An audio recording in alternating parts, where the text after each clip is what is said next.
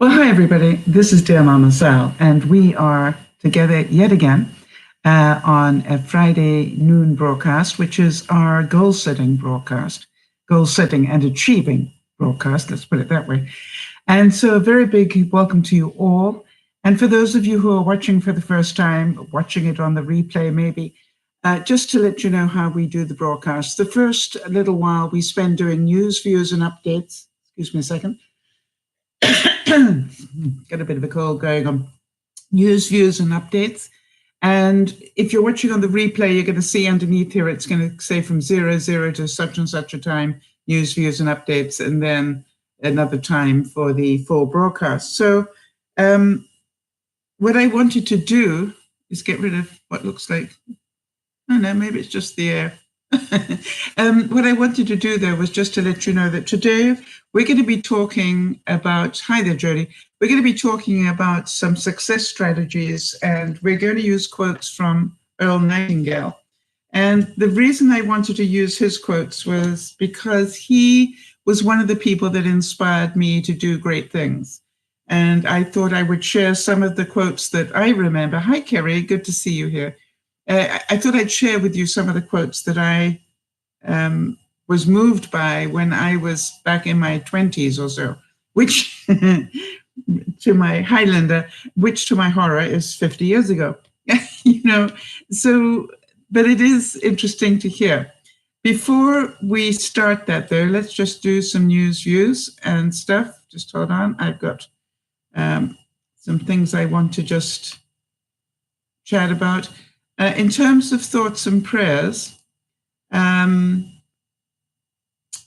I would like to make sure that we send our thoughts and prayers to Lauren and her mum.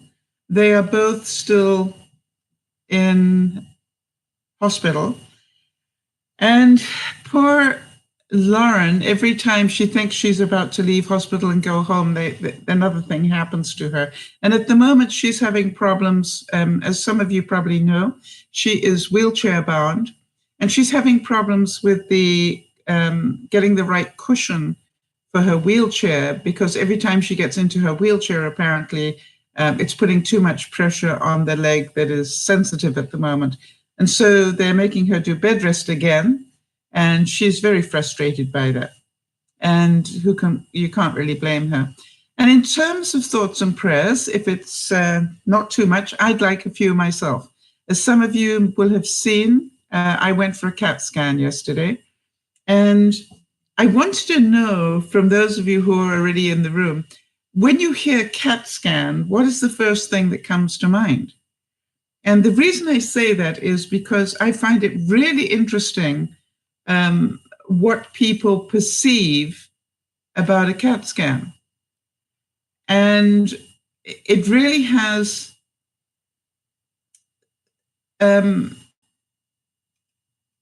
sort of challenged me to realize that people automatically think the worst.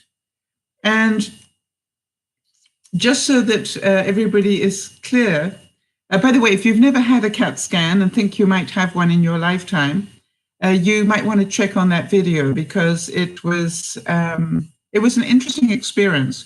And I'm going to be talking about part of it tonight with the group when we do the emotional intelligence side. Oh, Kerry's saying she's waiting on an MRI. Now, MRI is different, right, Kerry? Because there they inject you, I think, with a what do you call it? A medium that they can track. I think I'm correct on that one. Have you had one before, Kerry? And if not, yeah, a dye. Okay, that's what I thought. Well, thank you, Jody, for thinking of me. I appreciate that. But the thing that I wanted to say is that we hear the word CAT scan, and I think most people automatically go to, oh my gosh, she's got cancer. And the thing that I keep trying to say to people is, isn't it interesting that that's what people associate with a CAT scan? I didn't know that, Kerry. When did you find that out? And may I talk about that publicly? Hi, Amel. Good to see you.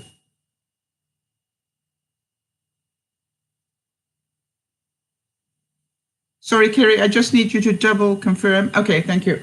All right, so Kerry, I didn't know that. Kerry's saying that she has cancer. And when did you find that out, Kerry?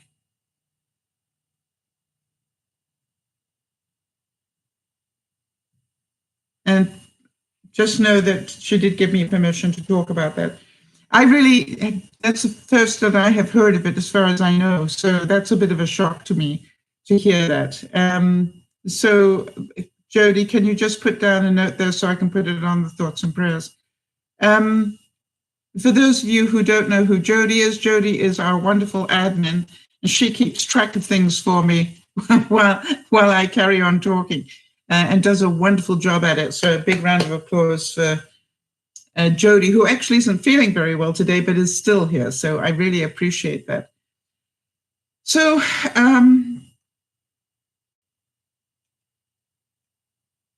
Kerry, if you want to tell us more, do, but if you don't, just say pass, and we will just move on. While we're waiting for Kerry just to confirm that, we had a number of birthdays this week, and I was slow in getting them up. In fact, more than slow, I didn't get them up. It was Sarah Beth's birthday this week, for those of you who go back that far, and Christy with the makeup. Oh, Christy with Sophia, and then also Crystal with the makeup. So that was quite a thing. And tomorrow is Maria's birthday, for those of you who have remember her. Yeah, Kerry, where is the cancer? Oh, okay, I got it. Well, and when did you?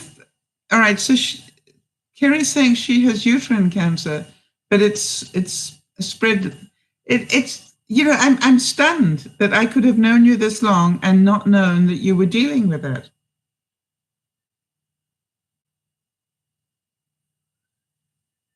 I don't think you ever mentioned that, Kerry, or if you did, I want to apologize, because it certainly didn't stick in my brain, which doesn't say much for my brain, but we know about that.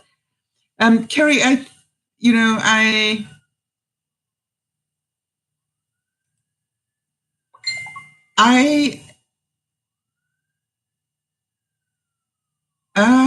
it's a different Kerry.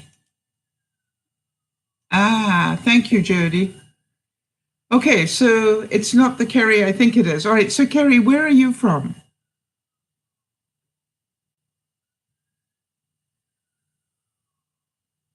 That's no wonder I was confused. Thank you, Jody. So, Kerry, our thoughts and prayers go out to you, and I wish you all the best. How long have you known about it?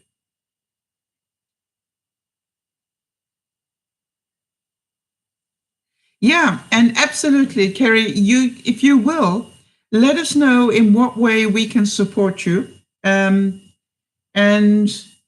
let us know when we go through the workshop today. Please let us, please help us help you in finding you a support group of people, if that is what you would like. You've known for 2 years. Wow. I don't know, it doesn't make it any better, but I actually had a scare myself in that area many, many years ago. And I was lucky they caught it early. And so, it was actually just gearing up to be rather than full blown. So I was very lucky in that one. All right. So for those of you who saw, that is the point that I wanted to make about a CAT scan. First of all, everybody presumes that you've probably got cancer if you're having a CAT scan. Well, the truth is, I believe that a CAT scan is also there to prove that you haven't. And that's, so there's a 50-50 chance each way. I understand that with the history of smoking that I had, that's why I took the opportunity to have this CAT scan done. And I will know on the 29th what the answer is. And I really did find it very interesting what happened to me psychologically when I was going through that. So we'll talk more about that this evening. Birthdays we've done. For those of you who celebrate Chinese New Year or know people that do, that's coming up on February the 4th. And while I talk about that, I'm laughing because I spoke to Oz, for those of you who know Oz. I had a little tweet with Oz this week, and, he was saying, how come you're talking about the Chinese New Year? It's not until February the 4th. And I said, it's my year. So for those of you who understand the Chinese system, I am the year of the hog or the pig.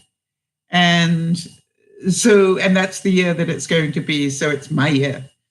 So I think it's very exciting. And if any of you don't know, what this is all about. I always remember way back when Jenny Jen was part of the broadcast, that she gave us a wonderful evening one evening describing all the different characters in the Chinese story, and and to tell us how they all fitted in. And why they are so important in terms of the various people. And I just thought it was really interesting. I remember the broadcast well. It's one of my memories. So, excuse me. I'm really struggling with a cold. So all is good. And I am really happy when I stop clicking on the wrong thing, right? All right, so Kerry, you've got it in your hips and your back now. Can I ask you, how did you know that it had spread?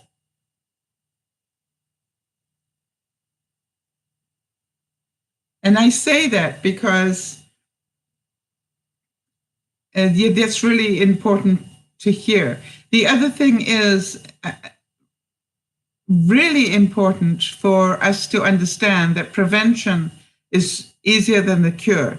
So make sure you get, those internal exams done as often as you need to, and to, make sure you detect anything early rather than later.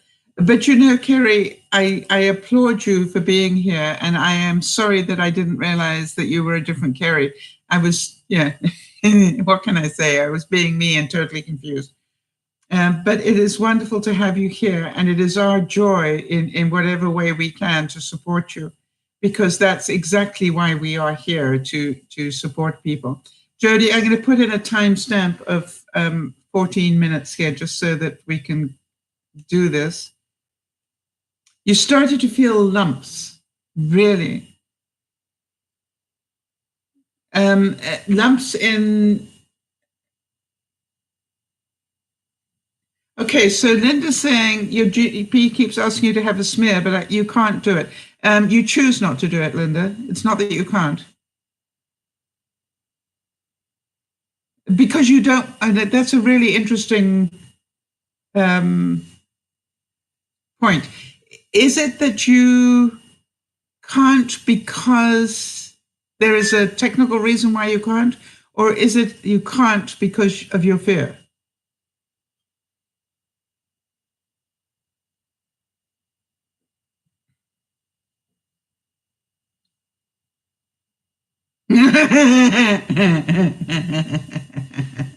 Okay, so Linda says, okay, I choose not to. Yeah, because you don't want to hear the answer. I mean, you're a smart cookie, so I just want, you've got a good reason for choosing not to do that.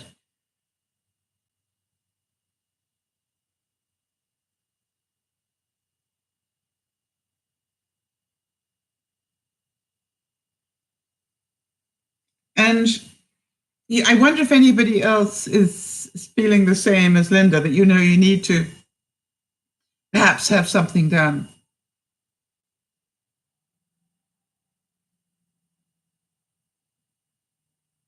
Okay, so Linda, if you have had 2 difficult labors, does that increase your chances of something being wrong or not? I mean, and what I'm trying to get to is, have you ever had a smear done? Is that what it is? You don't know what that's going to feel like.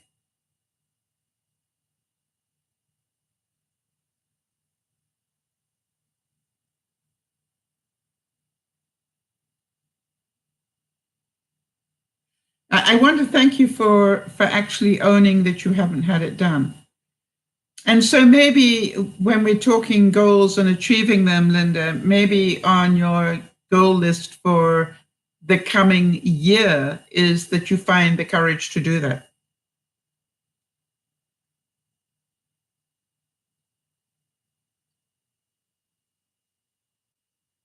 Okay, so you you did have one, but it was 24 years ago. Yeah, you might be a little overdue, Linda. Just a tad. But you know what it feels like, so that's not the issue. The issue is it your fear of what they might find.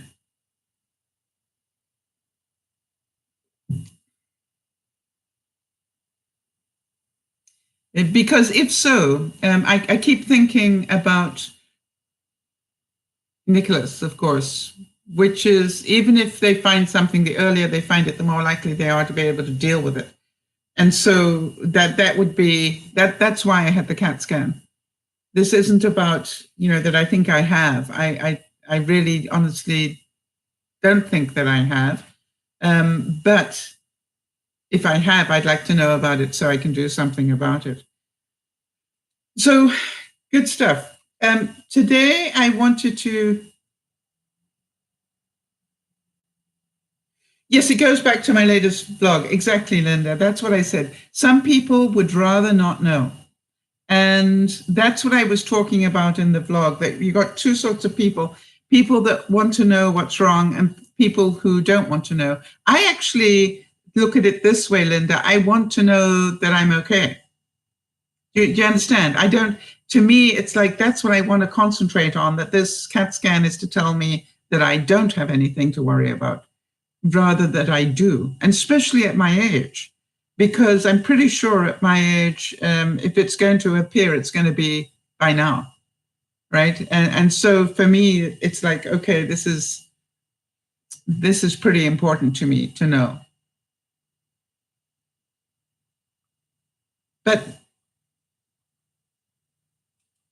Linda, it is your right to choose. You're an adult and you can do that. However, I really will pray for you to find the courage to do it, so that you can A, find out that you don't have anything wrong, or B, if you do, that they can do something about it early. But that's just my wish for you. And I can be a real mother hen on things like that. So forgive me on that one. All right, so let's move on to the broadcast. We're talking about achieving our goals. And I thought I would start by saying that I got a really nice couple of comments from Nyasha, and I'm hoping she will pop in, because I tried to get an okay from her for me to repeat what she had told me. So I'm going to wait to see if she comes in or if she gives me that okay. So if I don't talk about it now, I will probably get, hopefully, an okay in time for tonight's broadcast. But it had to do with concentrate on things you can do. How many of you have found that helpful? Which is our new mantra for this year: concentrate on what you can do, not on what you can't.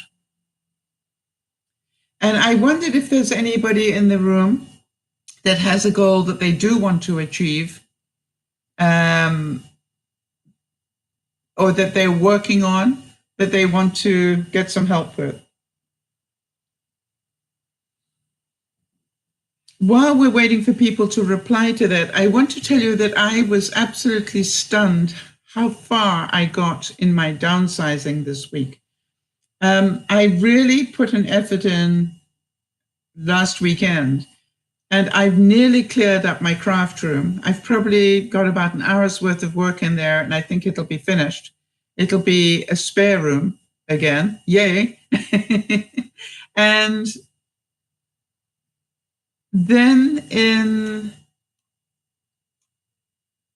the next goal will be for me to start working on the studio. But first I'm going to finish the spare room because that's important to me to do that. I wanted to say that what surprised me was I took one day, and I think it was Saturday that I took, and I said, okay, what I'm going to do is I'm going to totally concentrate on the craft room today. And I thought I'd just tell you about how I did it. So what I did, I started off sitting down. I know that sounds strange, but I started off sitting down saying, what do I want to achieve? You know, if I had a magic wand, and obviously the answer is to get it completely clean and tidy. And then I said, okay, well, that's not possible necessarily in a day. So what's the first step? And then what I did was, in my mind, I divided the room up into quarters. And what I wanted to do was to get the bed out and make sure that it was clean behind the bed, because the bed is against the wall, and get that clean. You know, I sent Clarence the cleaner in there to go and have a little moment. But to my horror, I noticed that the blind had been down, and over the course of the winter, you know, just mildew had started to do its thing in the gutters of the windowsill. Do you know what I mean? And so that was really gross for me. I really didn't like that at all, but I went, you know, it is what it is. I need to clean that up. So I went away from what I thought was a very short one step to a much bigger one step, because obviously I had to totally clean the blinds and the windows and the window frame and everything else to make sure. Okay, Carrie, all the best. Thank you for popping in, and come in again, please. And so what I did was I did that, and then I took a bleach solution to make sure that I caught all of that. And by the way, if some of you will have seen this from way back when, but one of the things I didn't do in that windowsill, which I have done in the other ones, is to put paper towel into the gutter.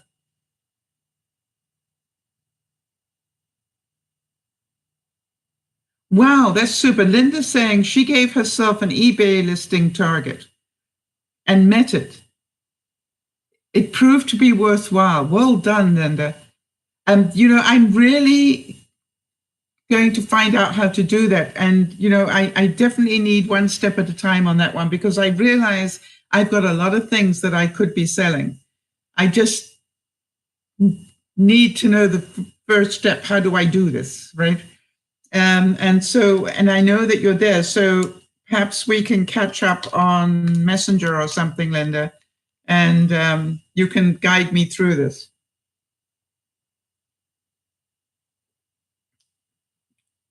I would be most appreciative if you would.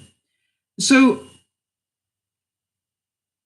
is anybody else got a goal that they're trying to work on this week, just so that we can make sure that we work with the people who've got stuff? The next thing I would ask you is, if you are working on a goal at the moment, what are your obstacles at the moment? All right, because when I looked at cleaning up the craft room stroke spare room, the obstacle that I had was there was so much in there. Hi, Smart. Good to good to see you. I always find it fascinating how people come up with these names. We now have, I am very smart in the room. So based on what are you very smart? I mean, you must have had a benchmark of some sort that you're smarter than the average bear?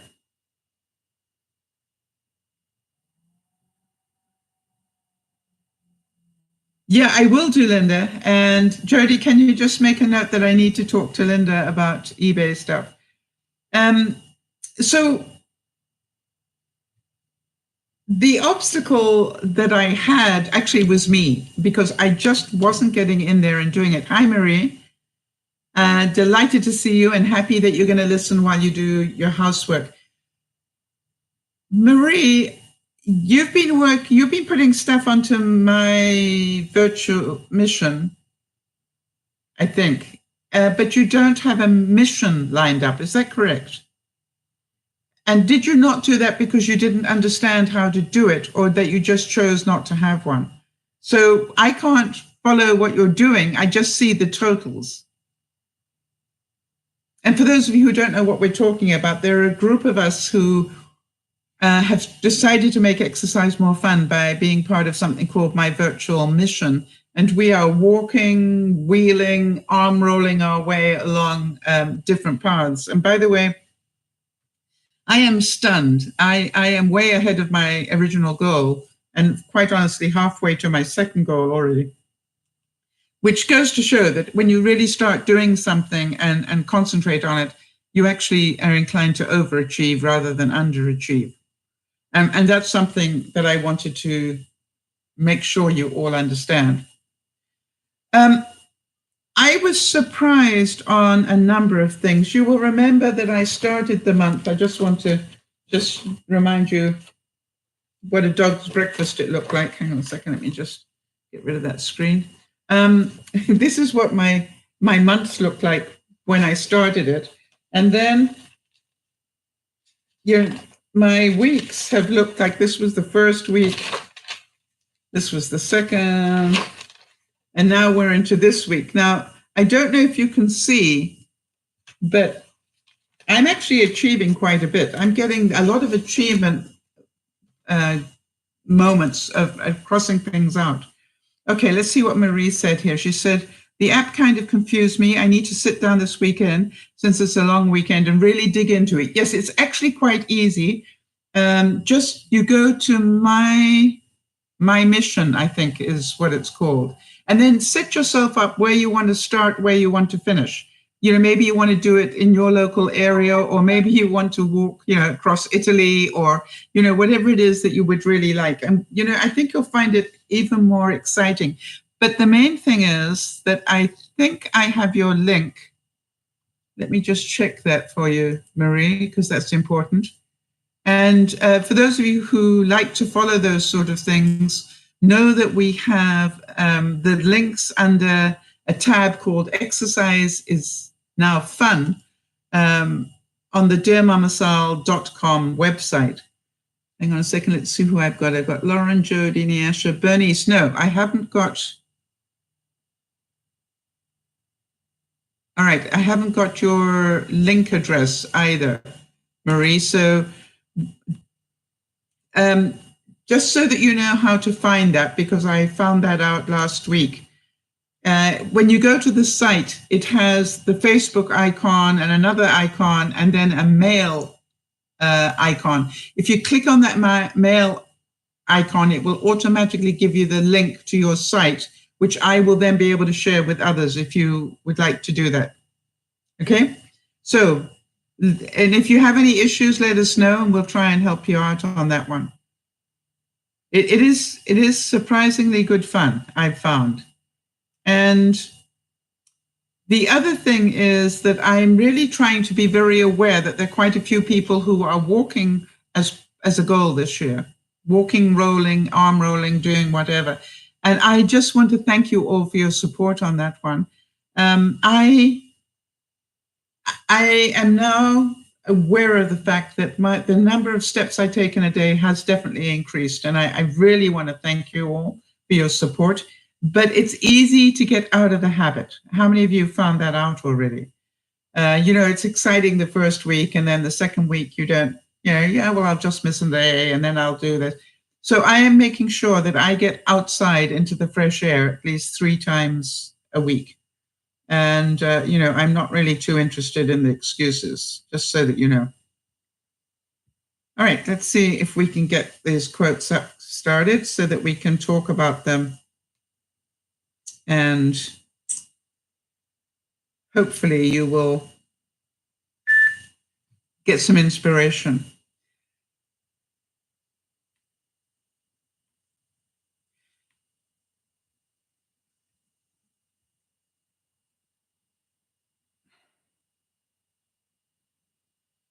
Okay, so here's what Napoleon Hill said in Think and Grow Rich. He said,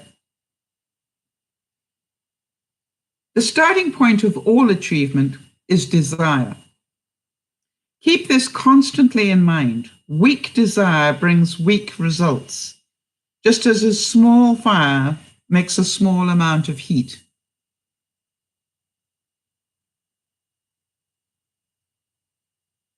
All right. So Marie is asking, all right, so that's a good question, Marie. Marie is asking, how do you connect the Fitbit steps into the app? I will have to look at that, Marie, because I can't remember offhand, but I will look at it and then get back to you on that. All right? It can't be that difficult because I managed to do it. However, I do want to tell you that you can do it manually. What you do is to work out how many steps you're taking and know that 2,000 steps is a mile, I believe. So that's a nice, easy thing that you can do. You can just work it out yourself because they will only automatically put it in for a month. After that, you've got to upgrade or put it in yourself. And I'm putting mine in myself. And it does allow you to put in the number of steps because I'm doing that every night. Before I go to sleep, I put in the number of steps I did today. So I would just start doing it manually because you're going to end up doing it manually anyway. All right?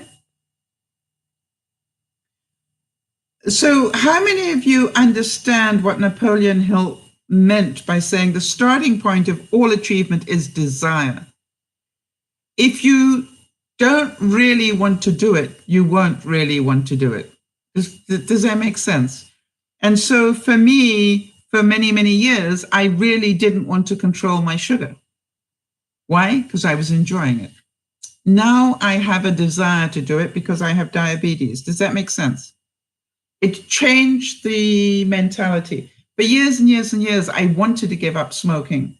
And then one day I had a really good reason to do it and did it, 6 years ago.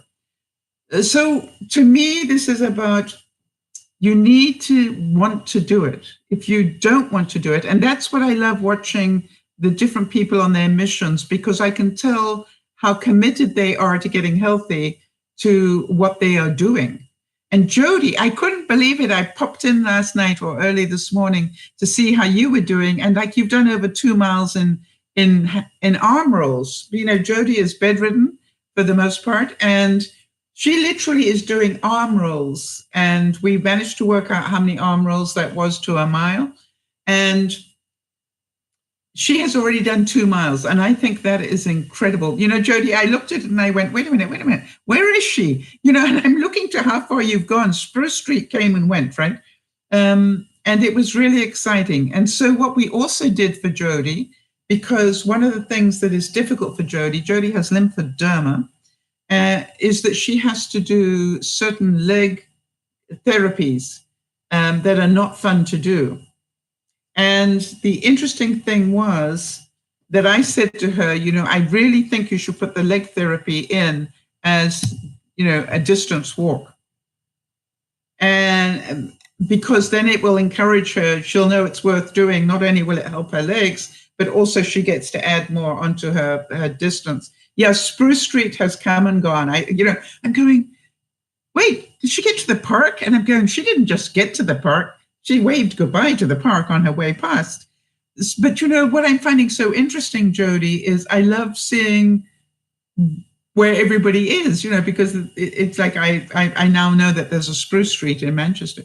And it has a park at the end of it. So really important. Let's go on. Napoleon Hill also said, set your mind on a definite goal and observe how quickly the world stands aside to let you pass. Now, Linda's saying, Linda had a desire to earn some extra money, and that's why she went back onto eBay. right? And not only that, did it work for you?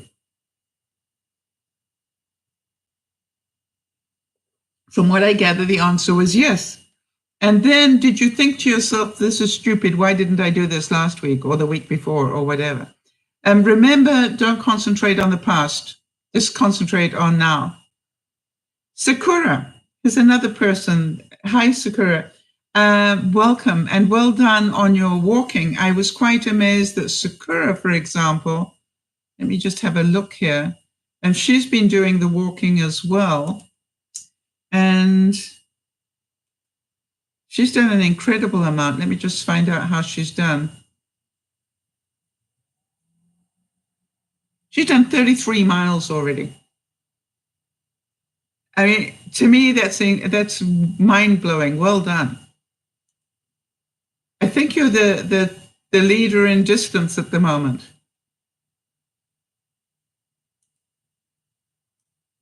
Because I think, oh, no, I lie. I've done 37 now. But we're doing great, Sakura. I'm really proud of you for doing what you're doing. And did you say that you joined a gym as well? Because I would put that time in as distance as well.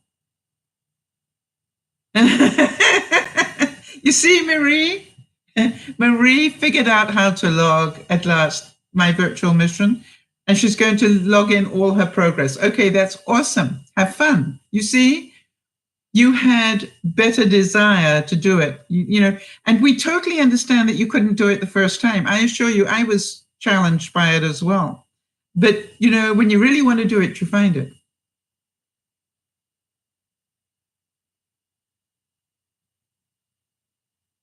I think that's wonderful, Linda. Well done. I'm so proud of you.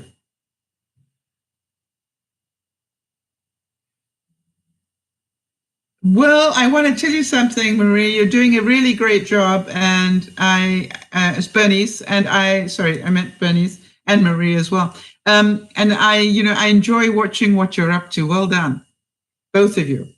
And I'm hoping that you're enjoying it and happy that you decided to do it, because to me, if you find it rewarding, if you feel good about yourself, as I'm sure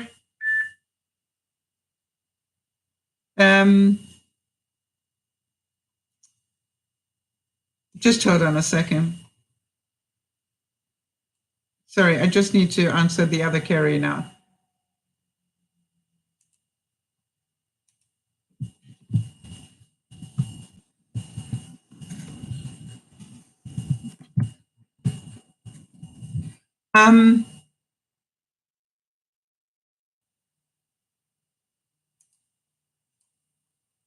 Yeah, and so I'm hoping that you guys are finding it rewarding to do. I am actually quite stunned at how far I seem to be going. I originally set my steps to, I think, 3,500, because I was below 3,000. And then I aced that in the first week. So then I put it up to 4,000 and I aced that. And then I put it up to 4,500. I think that's where I am at the moment, that I want to average 4,500 steps a day. And obviously I'm working my way right up, and because I definitely think I will feel healthier for it. All right, so now listen to this. Napoleon Hill said, the way of success is the way of continuous pursuit of knowledge. How many of you feel more successful when you learn something? How many of you, for those of you who watched the video about my going for the CAT scan, I felt really good about the fact that I was able to stand outside of myself and watch what I was doing to overcome a level of nervousness, I think, anxiety maybe, that I didn't have under control, and I thought I did. And, you know, we were talking about the fact that any of your thoughts have to go through that emotional part of the brain before it gets to the, you know, the reality part of the brain. So, what I realized was I thought that I was doing really well in reality, but in effect, when I got outside and watched what I was doing, hi, Kerry, when I watched what I was doing, I actually was demonstrating quite a few behaviors that told me that there were parts of me that I didn't realize were anxious, and they were more anxious than I thought. And it had to do with my motor skills. And, that sort of made me chuckle when I realized, wow, I didn't realize that before. But I loved being able to sort of get outside myself and see what I was doing and be amused by it. Yes. Linda's saying that both her son, Paul, and her love to learn something, a new fact every day. I think any day that I learn something is a great day, and I actually...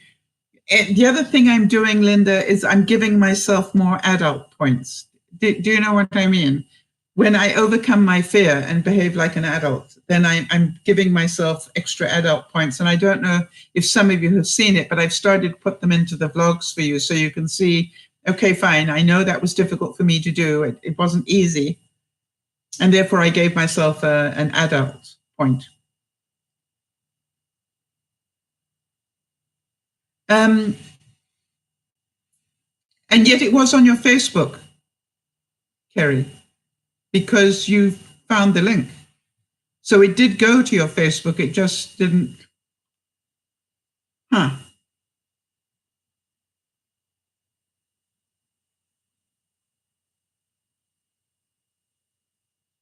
Yeah, see, to me, learning is a great thing to do. Anytime you learn something, it really boosts your self-esteem, and also it's something that most people can't take away. You understand that, so I love learning for that reason. And you get to help other people. Napoleon Hill also said, every adversity, every failure, every heartbreak carries with it the seed of an equal or greater benefit. Right? Every adversity, every failure, every heartbreak carries with it the seed of an equal or greater benefit. Kerry, one thing I would just ask you, have you clicked the bell, which is down in this corner, I think? And that's a good thing to mention to anybody who's watching maybe and not participating. If you click the bell, it will advise you when we're going to be live. So maybe the bell got unclicked somehow, Kerry, it's possible. So I would click it and unclick it, or re-click it, or do whatever it needs until it works for you again. Anyway, I'm glad you're here. That's the main thing. And so he also said, more gold had been mined from the mind of men than from the earth itself. Do you understand that? More gold had been mined from the mind of men than from the earth itself.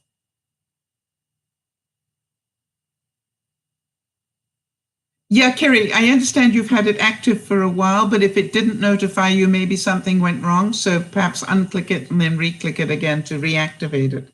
That's just a thought. It's like I have problems with my Fitbit on my mobile, and I've had to uninstall it and reinstall it twice recently. Yeah, and that's what I think as well. Jodie's saying YouTube may have unclicked the bell for you. Maybe for whatever reason, maybe you haven't been watching the videos or whatever, and so they presume you don't want to be notified anymore. Okay, that's good. All right, so let's hope that it doesn't happen. Now then, think about this one, everybody, in terms of your goals for that and your procrastinations. Napoleon Hill said this, and he said, we refuse to believe that which we do not understand. And I think that is so important. All right. I think it's so important. How many of you have found that? For example, for those of you trying to do your walking mission, you got to a certain point and then you didn't understand it anymore. And then, they stopped. Kerry, why don't you wait to see whether it notifies you of this evening before we worry about it? All right, so if the bell is clicked, then it should notify you automatically this evening. And then you'll know whether it's something you need to take up with YouTube or whether it just was, for some reason, you missed the notification. How does the notification normally get to you, Kerry?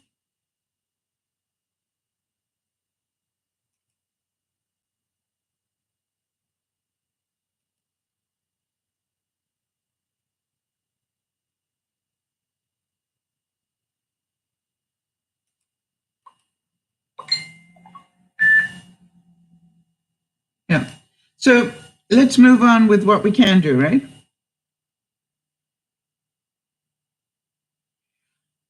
So Napoleon Hill also said, put your foot on the neck of fear of criticism by reaching a decision not to worry about what other people think, do, or say. How many of you, hi Beth, good to see you, honey. How many of you have felt that change, that when you put your foot on the neck of fear of criticism, by reaching a decision not to worry about what other people think, do, or say, your life gets a lot cleaner. And for example, I had somebody make a comment on a video I made 5 or 6 years ago. And, they said, you're meant to get all the tools ready before you start videoing or something. And I just went, yes, yeah, he's right. And so I just wrote back and said, thanks for the input. Yeah, and used his name. And then guess what? Another person wrote to me and made a negative comment. And again, I went, wow, there's another one. But the good news? Those are people that bothered to watch long enough to see the errors that they picked up on, or in their judgment, the errors. And, I thought about it and I thought I need to be grateful, because obviously they are new viewers, because I don't know them. They're new viewers to me. And how about the other people who didn't comment, so, and that made me, it's funny about one step at a time, that made me look at some of my analytics. And I was surprised to see that things are changing in my analytics. And so, it's just fascinating to watch what happened. I went, okay, so what's happening is, the promotion of the videos is going out slightly farther, I think. And that's why I'm getting these new people in.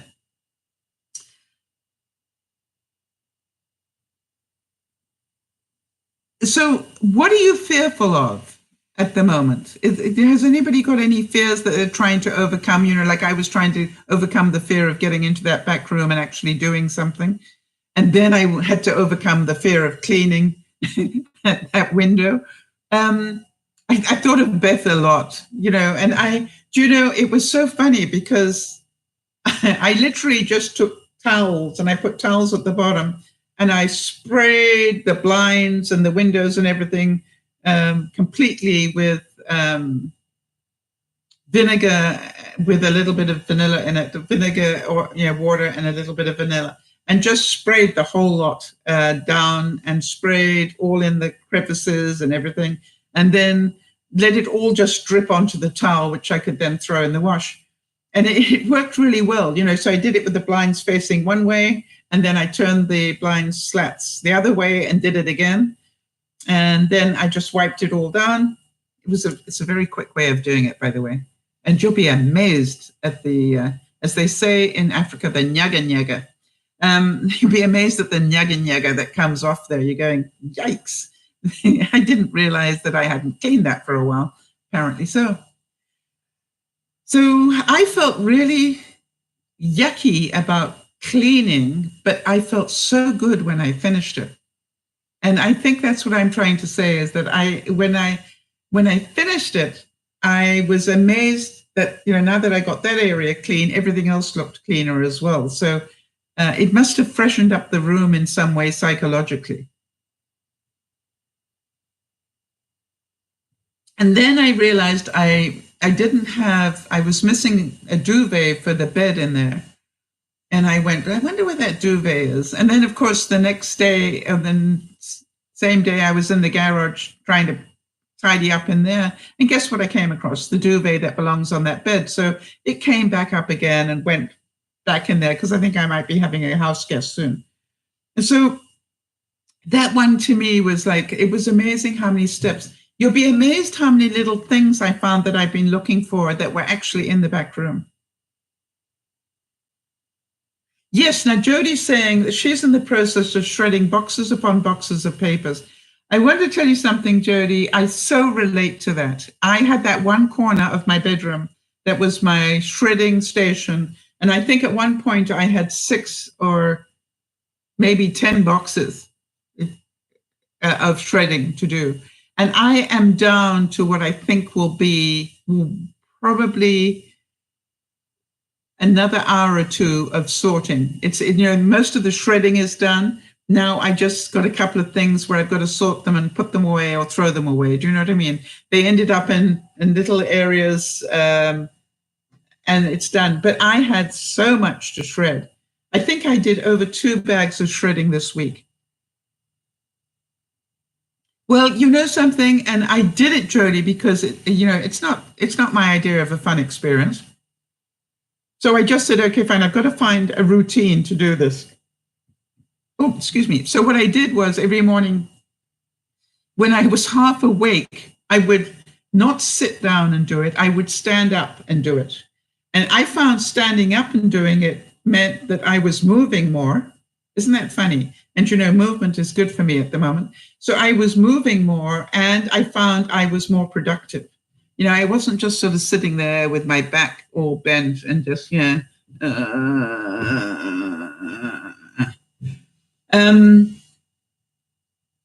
so it felt really, really good. And because I was standing, I seemed to work faster. And that did surprise me. And then I every day I said, I only need to do 10 minutes, then I can stop. If I've done 10 minutes, I can stop. And I think each time I did it, I did about half an hour. And that's why it's nearly all done. Yay. And by the way, it wasn't easy stuff. They were bound directories of people's names and things, with the spiral bounding. So I had to rip them all off, get the pages out, and then feed them through the shredder. It was hard work. It wasn't just, okay, fine, shred. Okay, fine, shred. It was like rip.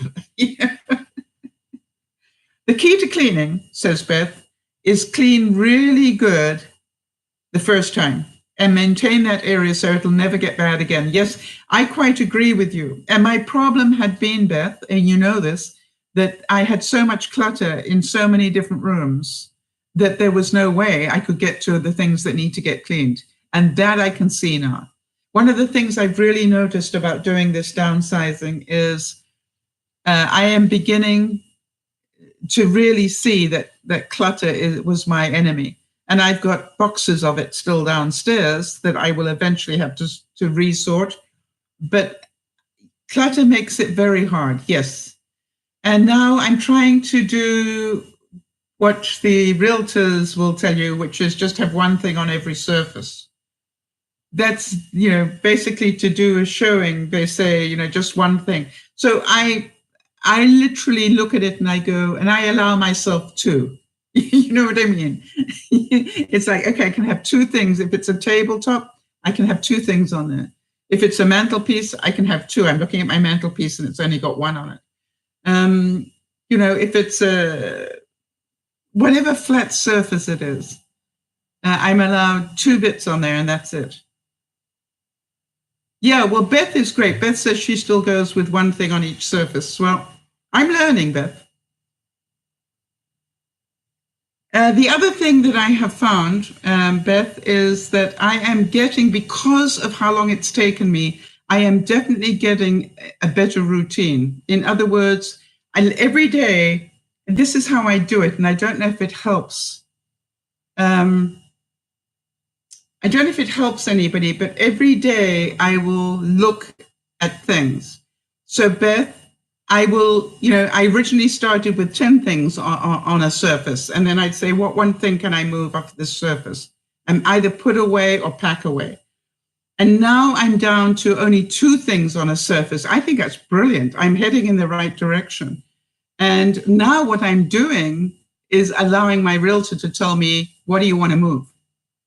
And the funny thing is, some of the things that I've got 2 things on the surface, she loves the 2 things that are there and said, don't move a thing. Yes, Beth, I agree with you that once you see how easy it is to maintain without clutter, you will look at everything differently. Yes, the idea, I just wasn't a place for everything and everything in its place person. If I didn't know where to put it, I'd just put it in the craft room, or I'd, put it in the back room, which is why I could never find anything. And so that is my other thing that I'm really working hard at is if you're going to put it away for good. In other words, this is its new home and know where that is so you can find it. I found I went to Home Depot and I bought, over the last year, I probably bought 2 dozen plastic shoe boxes. And by the way, the trick is to buy them in the storage area where they have the storage things, not where they have shoe boxes, but where they have storage things. And that you can get them for about $1 a piece then, which is cheaper than you can get them in the dollar store.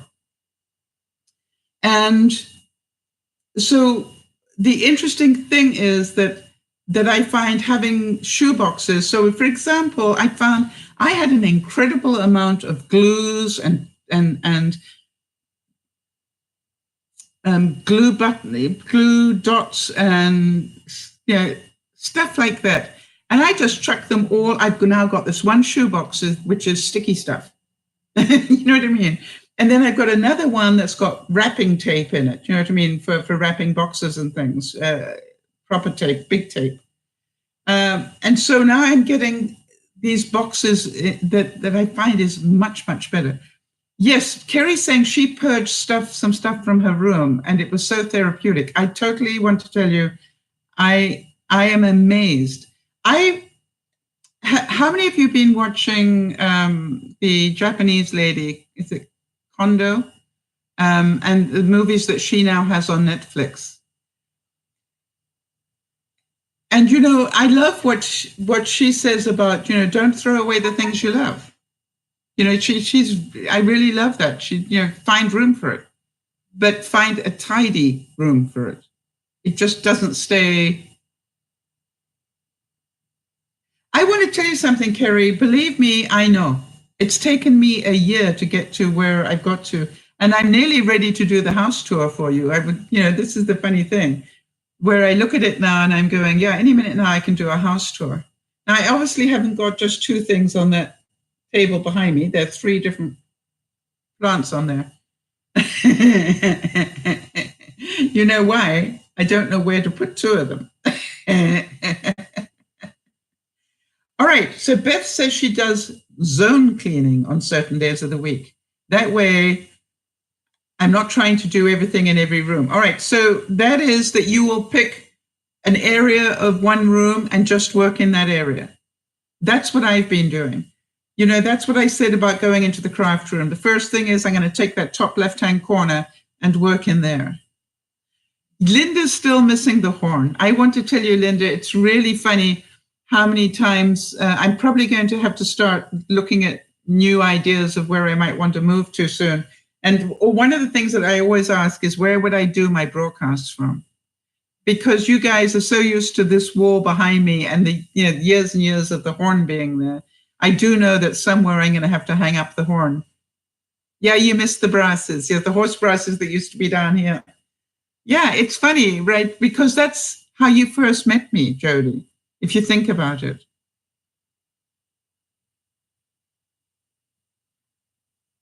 Right. And so Beth's saying, things like bathrooms are 2 times a week. One of those times, the shower curtains and mats. Yes, I'm definitely, I must admit though, I have to say this, that getting Clarence for me, my robot cleaner, getting Clarence for me was probably the best investment for me that I did. I literally I send him out about twice a week. And then once a week, I let him mop everything.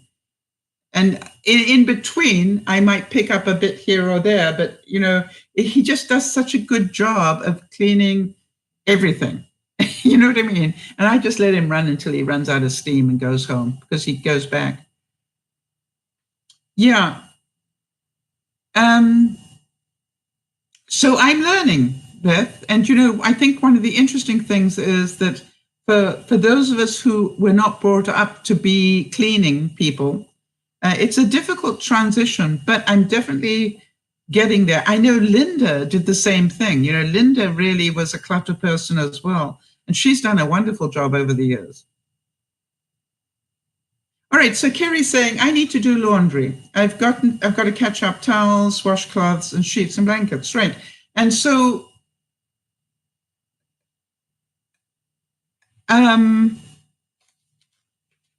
write it in a daytime, maybe every other week or every week, whenever you do them. I mean, I don't know if you wash all your towels. Something, I don't wash towels anymore. Do you know that? I haven't washed towels for years. I bought a robe. I really have to say that since I bought a robe, I don't use towels. I have them in my guest bathroom, but I never wash a towel. And I now wash a robe every now and then, but it's just like, no, I don't want to be washing towels every week.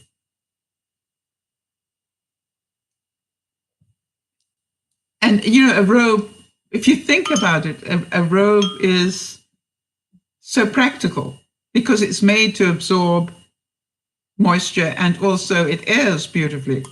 So, it's just like, okay, fine, this works really well for me.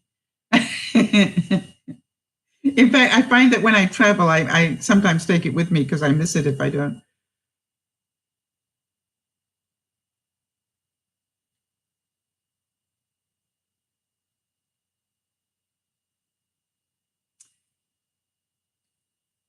All right, so Napoleon Hill said this: there is no substitute for persistence.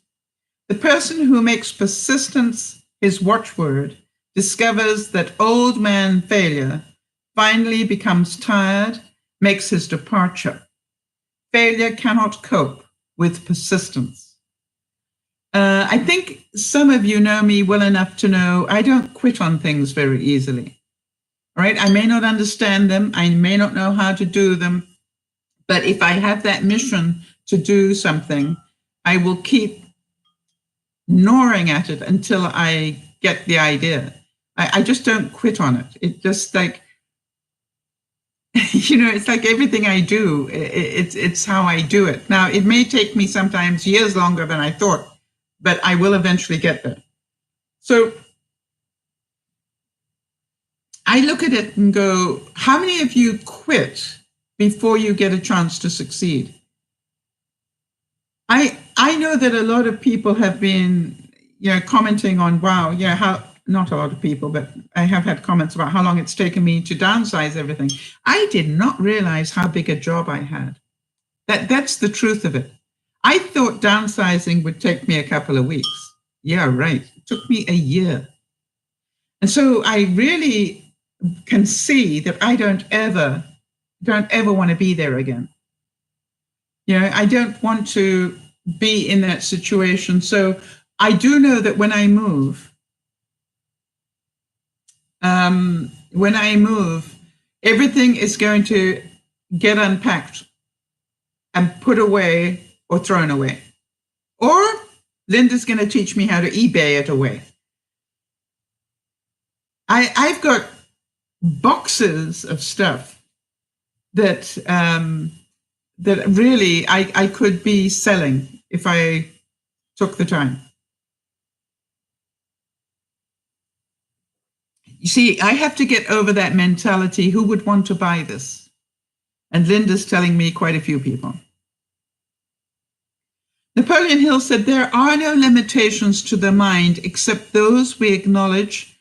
Both poverty and riches are the offspring of thought. So do you have lack thoughts or do you have rich thoughts? That's why he called the book Think and Grow Rich.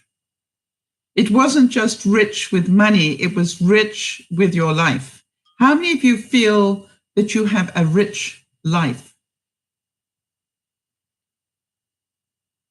You see that you feel blessed, that you value what you have, because rich is about that you value what you have, not about money necessarily. Although for some people, money is the God. I always have, I don't know about you, but my chief motivator is freedom. I've decided. I want to have the freedom to do what I want to do when I want to do it. That has always been a goal. It was the reason I became an entrepreneur. Beth, and one of the funny things was I used to stand up on stage quite often and say to entrepreneurs, you know, when I became an entrepreneur, it was because I knew that I could do what they were doing in half the time. So that meant that I could work half day. Do you know what I'm saying, Beth? And then I became an entrepreneur, and I was right. I only had to work half day, but which 12 hours a day was I going to work? So, you know, it was, to me, it was just like, yeah, when you're doing it for yourself, you have to do everything. And so it takes that much longer. I was surprised that, you know, I knew yesterday I had put down quite a bit of footage, but it also, I didn't want to waste it because I thought it would help people understand. And therefore I needed to sit down and edit it. Well, what do I know? Next week is very busy for me. And therefore I didn't think I was going to have editing time. You know, tomorrow is Saturday and that's my downsizing day. On Monday, I've got Patty coming, who's my realtor and friend, to help me. And then, you know, Tuesday I got an appointment, Wednesday I got an appointment, and then I'm away for the rest of the week. And so it was just like, yikes, you know, I need to get this video stuff done tonight. And so I sat last night for 6 hours and edited three videos. You know, and then I was going, well, I should have spaced them out. And I'm going, it doesn't really matter. They're there. Niasha, hello. Niasha, I've been waiting for you to get here because I wanted to get permission to quote what you sent me about your cooking. And I didn't want to do it without your permission.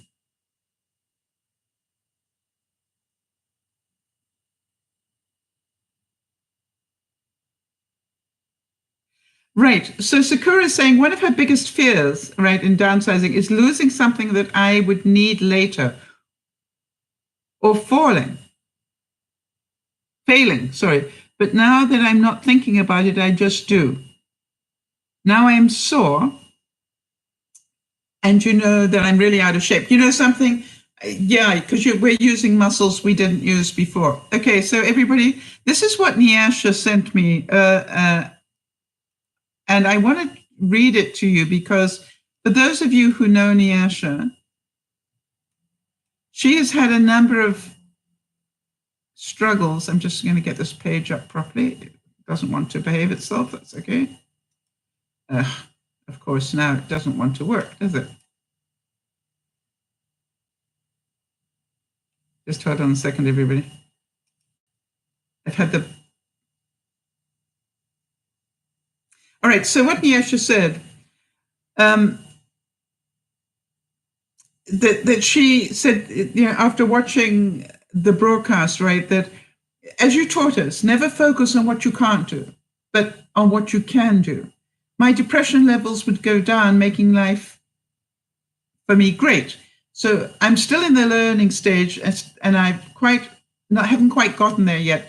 But I'm now telling myself each and every day, right? She's working on what can I do, and then what she said, and I thought it was wonderful.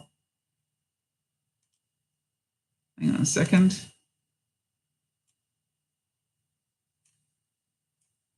I'm really having a problem with this screen not moving. Okay, I'm going to nuke the screen and bring it back up again. Just bear with me. Because I do want to quote what she said, because it was wonderful. Hang on one second, everybody. We can do this together. Thank you for your patience. Yeah, Beth is saying that she has a 1-year rule. Because of seasonal stuff, I like cooking pans and stuff, I only use once a year. Yes. That is important. Linda's saying I have a 6-month rule. If I haven't used it in 6 months, it's out. I think 1 year is what I will do as well. If it's been in those boxes for a year and I haven't unpacked them, I know I don't need them. All right, so here's what Nyasha said, and it did help to just close the program down and start it again. Thanks to Benjamin TV and Dear Mama Sal, I've had the courage to cook restaurant fried rice for my birthday. And despite the comments about what are you doing, wasting food, etc., from my parents, I did it anyway. And Mama Sal, when it was finished and Dad ate, still getting some negative comments, he asked, Mom, cook it? Because she is the one alone who can cook. I felt great for the first time that I accomplished something on my own without anybody's help. So again, I'm saying thanks to you all and God's richest blessings. How many of you get goosebumps just hearing Nyasha feed that back to us? And that's why I wanted to repeat it. So Nyasha, you just proved to yourself that you can do a lot more than you think you can. All right? And it might not be perfect, but you can do it. It might be perfect on somebody else's scale, but I want to ask you, how did it feel, Nyasha? Now, for those of you who don't know, maybe watching on the replay or whatever, Nyasha is almost totally blind. And so for her, and she has grown up in a family that didn't teach her how to be self-sufficient and to be able to cook for herself. And so, no, Nyasha, I just flapped my lips. And Nyasha's saying, but Mama Sal, it's true. You really helped me along. You see, you helped yourself along, Nyasha. You did this because you wanted to, not because I said you should. You see, that's why I run these broadcasts on a Friday lunchtime about one step at a time. If you can see one step ahead, that what you want to do and start working on it, you will eventually do it. And you did. Look at what you did by getting back on the elliptical. All right.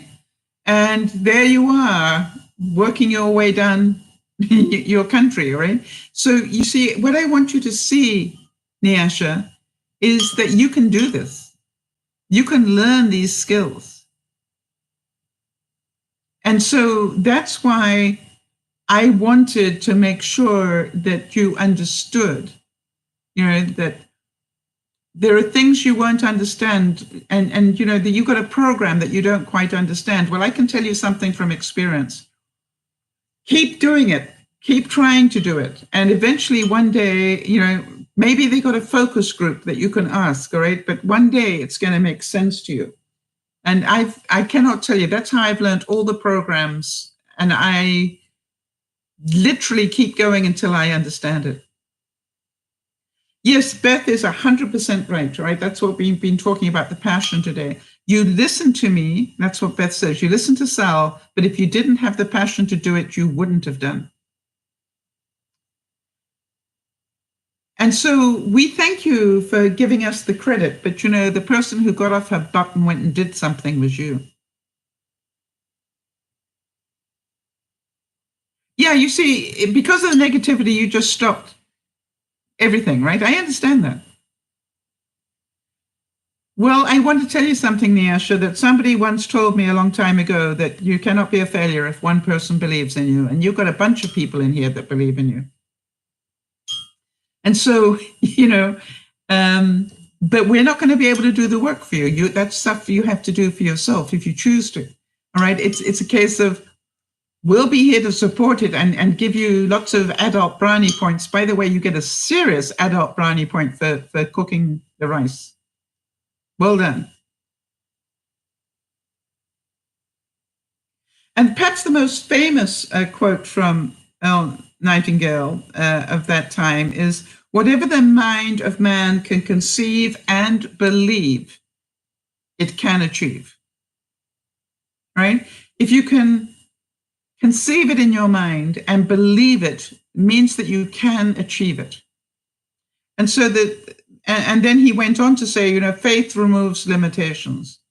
If you just keep knocking on,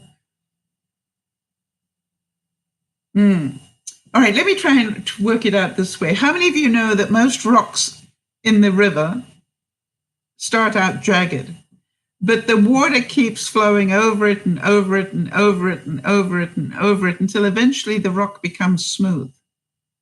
You see, the river is constantly working on that rock, and just, it goes from being very jagged into being smooth over time.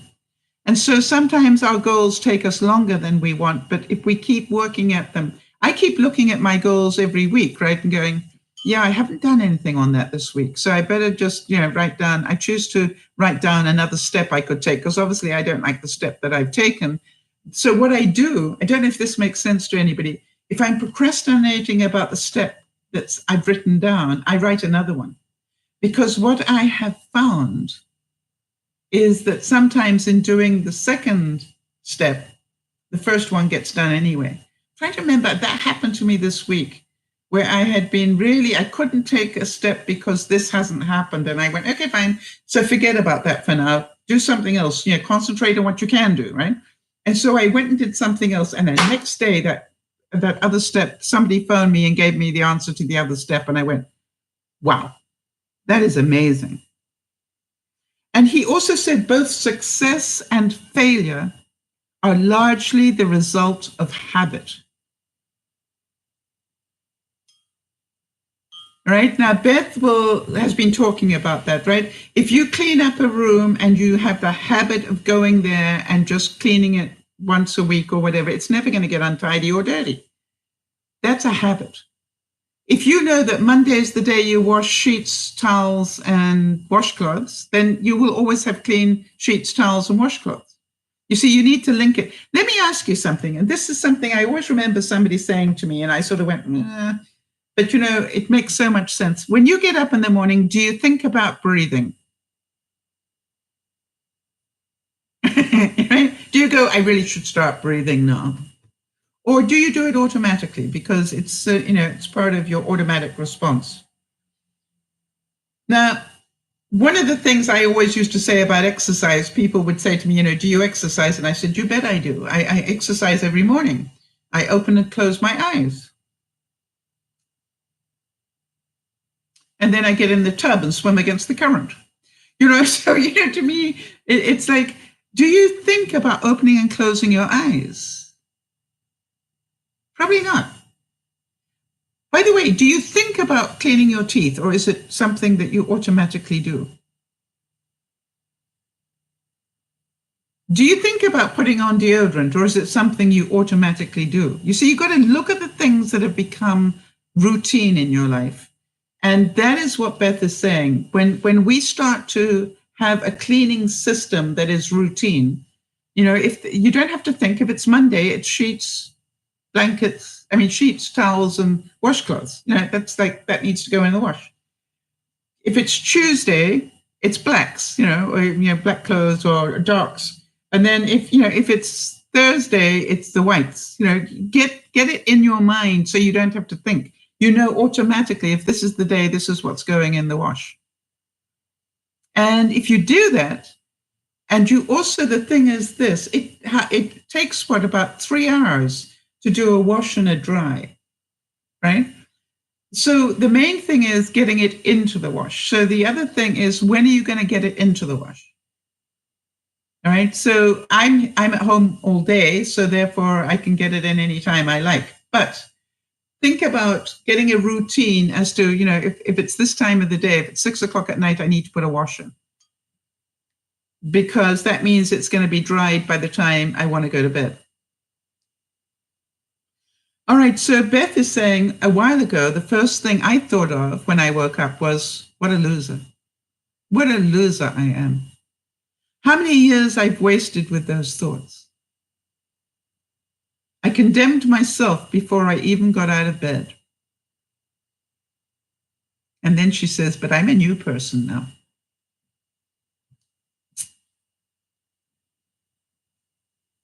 Yeah, you are, Beth. And, you still got lots that you're working on, and I love you for that. I can really see you taking one step at a time. And I hope that you will understand that my mother henning you every now and then is because I recognize so many of your patterns. Been there, done that. And by the way, Beth, I totally burnt out. And that is, I always remember somebody saying to me, when you work this hard, I was doing, literally 18-hour days at work and so forth. When you get sick, they're not going to care. And I said, yeah, they will. It's okay. And I'm not going to get sick. Well, I did get sick. And guess what? They didn't care. They fired me. Well, they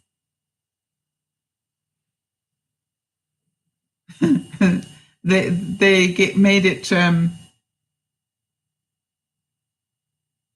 easier for me to quit than it was to stay.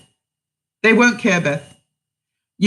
As good as you are, they won't care, because I've always said that about people. That they'll work you as hard as you're willing to work, but they won't necessarily pay you for that.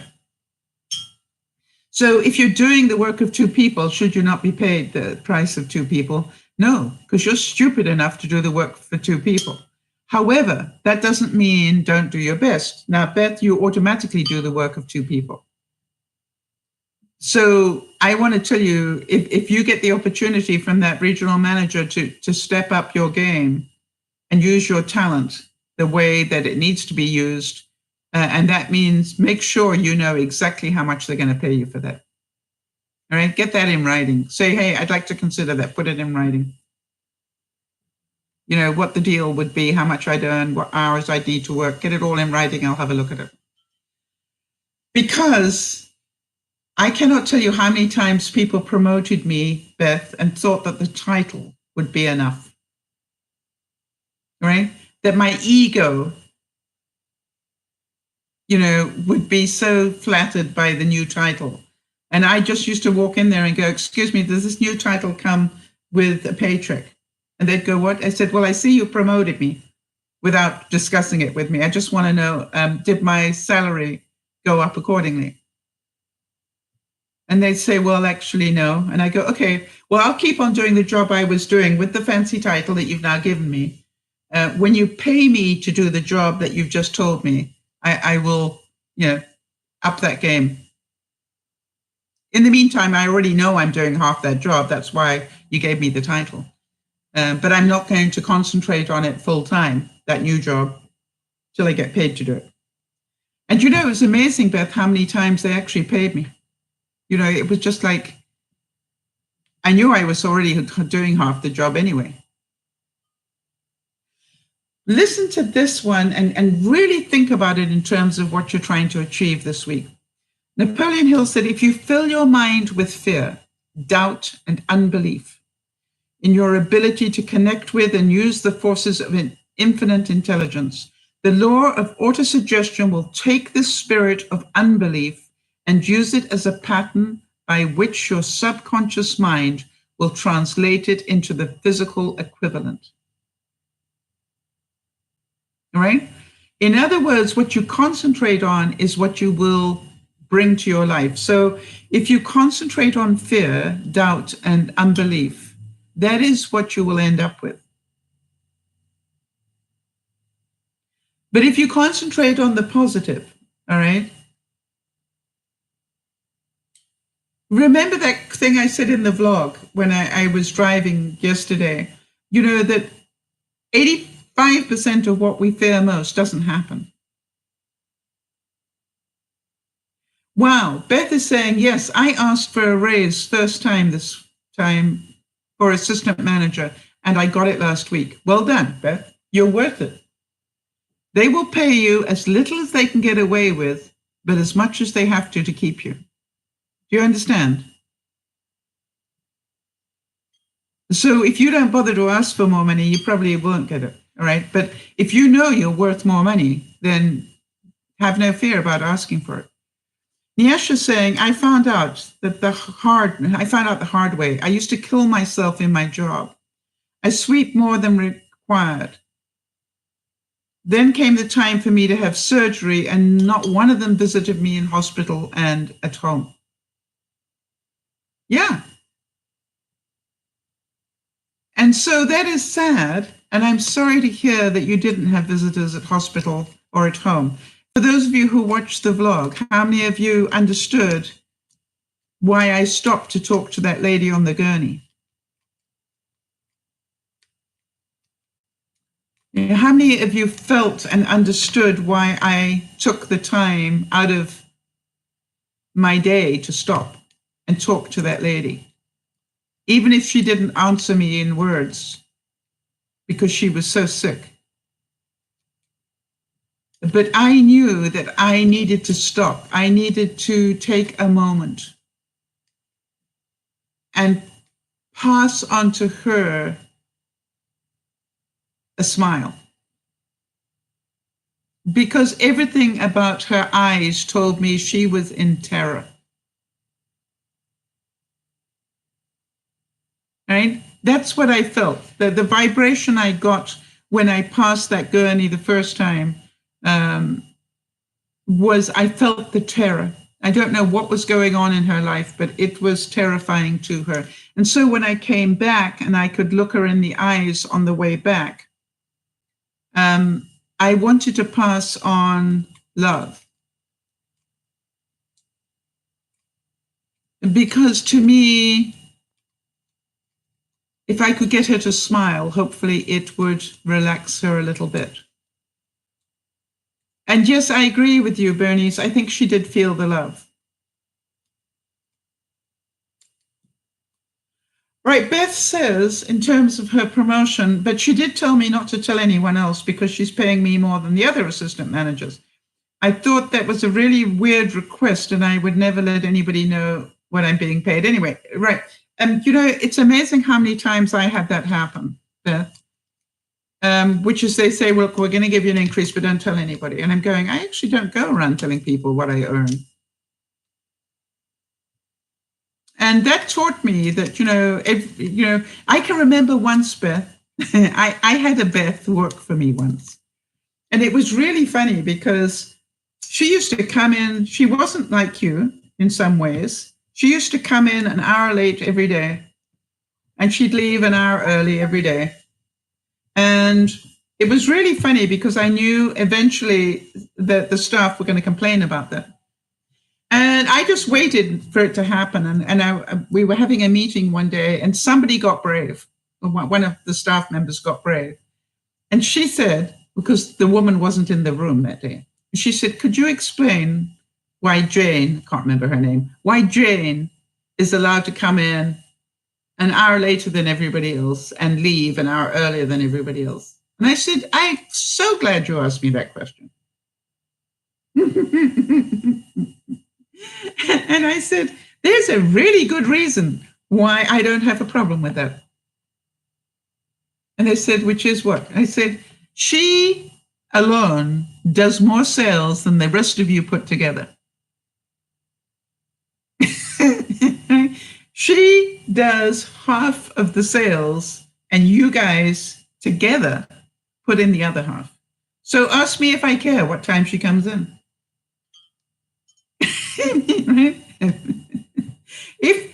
If her time clock, if she works better coming in an hour later and leaving an hour earlier, and she can produce that well, ask me if I care. I really don't care. And by the way, the rest of you, anytime you come up with her figures, feel free. Come and discuss it with me, and I'll let you know when you got her figures. When you have her figures, go right ahead. I do not need you to come in at the moment of everybody else. You are worthy of special treatment. Now, do you think that upset people that I would have special rules for special people? Yes, Beth. She said, I'm going to pay you more because you're the best employee I've ever had. I had that all the time, Beth. I got promoted faster than anybody, could see. I can remember joining a company, a big company, Beth, huge. I joined a company as a trainee sales rep. And 6 months later, I was the sales manager responsible for 6 countries and 16 magazines 24 magazines in 6 different languages. Why, Beth? And by the way, that's the reason I ended up on the front page of a sales magazine. And that is when somebody phoned me and asked me, could you come and tell my people how you did it? I said, sure, I'd love to.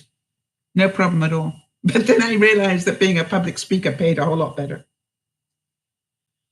Yeah, exactly, Beth. See, so it doesn't surprise me that you got promoted really quickly. And by the way, it will not surprise me at all when you become,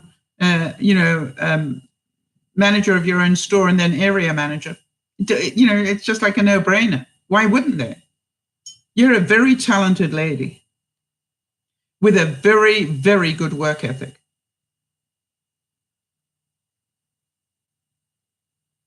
Now listen to what Napoleon Hill said on this next thing, but ignore the fact he talks about man, because remember, this was 50 years ago. Every man is what he is because of the dominating thoughts which he permits to occupy his mind. When I think about Beth, and I call her the Energizer Bunny, you see, Beth's whole mind is about what can I achieve? Beth gets turned on by achievement. Right, Beth? When you're stocking a shelf, you want the achievement of seeing it look great. And the quicker you can do that, the happier you are. This is not like I work to fill in the day. You work for achievement. You see, that tells us a lot about you, Beth. Yeah, I know.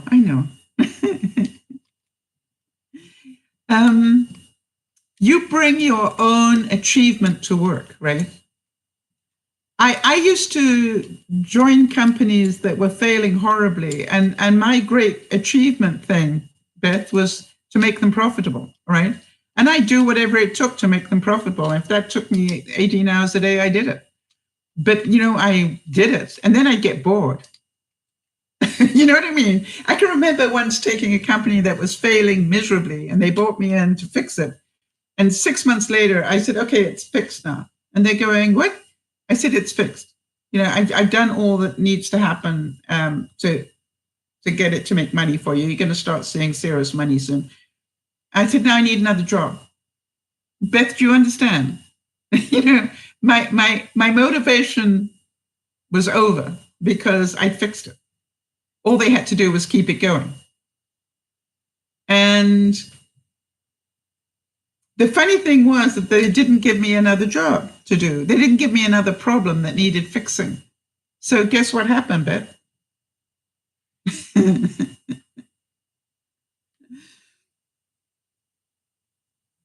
So, you look at it and you have to know what excites you, all right? I look at YouTube and I say this to people all the time. I say it to people all the time. You see, YouTube, people think it's a sprint. People think you come in and you make money and that's it. What they don't know that YouTube is incredibly hard work, and you need incredible patience, and you need discipline, and all the things that we know make success. And then, if you do the right things, things happen. Plus, you need the right motivation. I could have turned a lot of money if I wanted to commercialize DearMamaSal. But I knew that my why for doing it wasn't money. My why for doing it was to help people. So the payment I get is Nyasha writing to me and telling me, that she made rice. For me, is magical. And so you look at it and you go, that's my incredible reward. I don't know if that makes sense to anybody except me, but when I know that we together have managed to inspire Nyasha to do something, that is really exciting.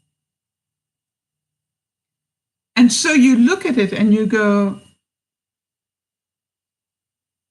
know what turns you on, Beth. But the other thing is, know that if you're going to do the work of two people, you need to get paid the work of two people.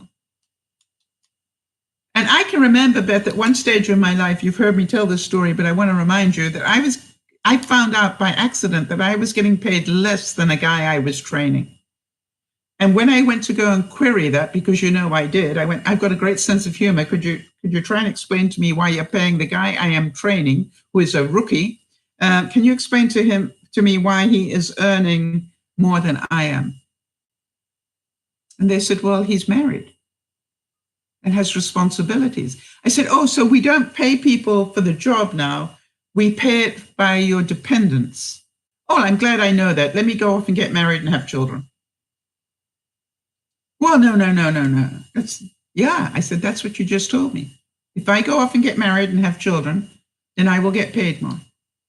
I want you to think about that. How stupid is that? And how sexist is that? Now, we're talking 50 years ago, so you understand things have changed a lot since then, but it was just like, really? You think I'm going to do this for you for nothing?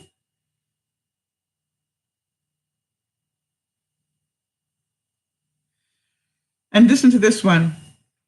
Napoleon Hill said he had nothing to start with except the capacity to know what he wanted and the determination to stand by that desire until he realized it. So some of your goals will not be sprints. Some of them will take a lifetime. And that's okay. Because I believe, and I truly believe this,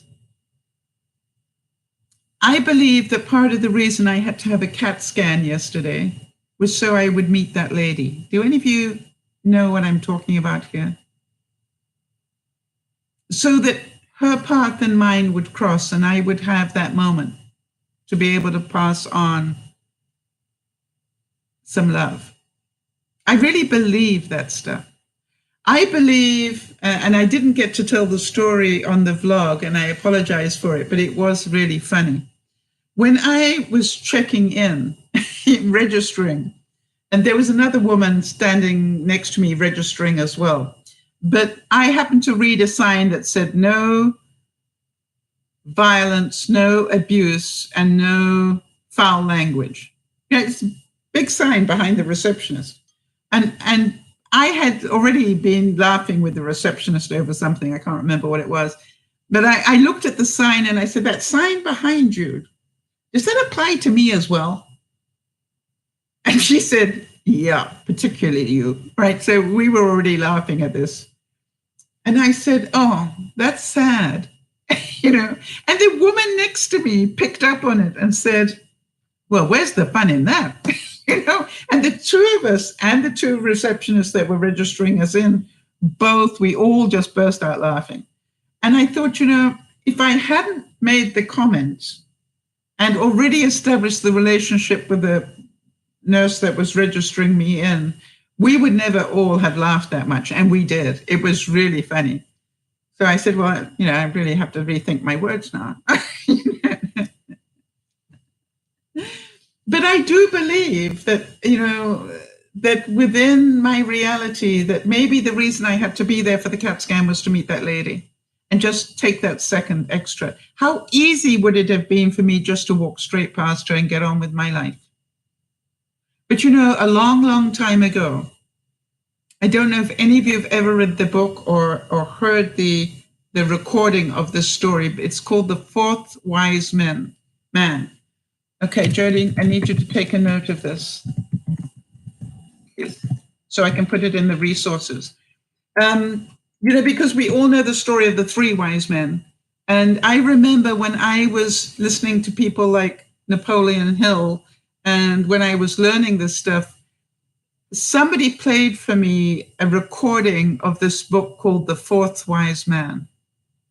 And I want to tell you that book stuck in my mind forever. And the reason that it did is it talked about the fact that, the three wise men went off to follow the star, and the fourth one was a bit late. Do any of you relate to that? They didn't wait for him. They just went without him. And the whole book is how he's trying to catch up to the three wise men. And all the things that he goes through, along the way. It's a really inspiring book to read, or I'll find out, whether it's on YouTube, probably is. But, you listen to it and you realize that even in your most troubled time, you have the ability to help other people. And that always stuck in my mind, that sometimes our goal is not to be one of the three wise men. Sometimes our goal in life is to be the fourth one. And, when you hear the story about what eventually happened to him, you understand that maybe the fourth wise man, in his own way, did more than the three wise men did. We remember the three wise men, right? They got the credit.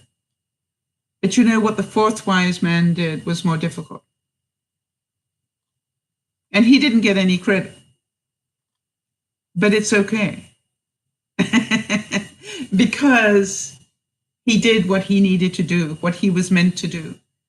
He was never meant to be anything other than the fourth wise man, and to take his journey. And how many of you feel that in life you're taking your own private journey and it doesn't seem to fit in with other people's?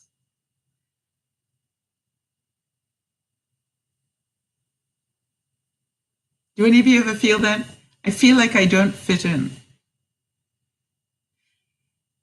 And what I've always said to people is, the reason that you feel you don't fit in is probably because you don't.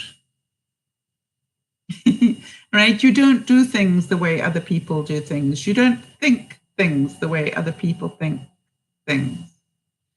You are unique, and that is okay. And Bernice, I really believe you were meant to come to North America and to learn a lot, but also to meet your father-in-law. I have a feeling he was a gift that was given to you for your courage. I know that you got married and that was a great gift to you, but I think the added bonus you got was your father-in-law. And so I look at it and I listen to you whenever you talk about him, and I can feel that you have a real connection with him. And it's important that he teaches you everything he knows if he can. All right. And be a sponge, make sure you sit at his feet. And I say that not literally, but, that you listen to what he has to say, because I think he's a very wise person. And it's okay to tell him your truth, because if he hears your truth, he will be able to help you more.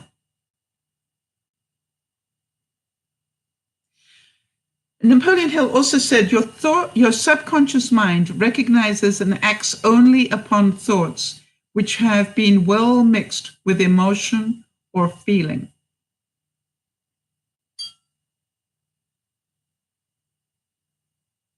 Do you have any examples of that, where it's the things you feel passionate about, the things that you really believe, the things that it's not just, I'd like to do this, but, I will do what it takes to do this. Those are the things that your subconscious recognizes and acts upon.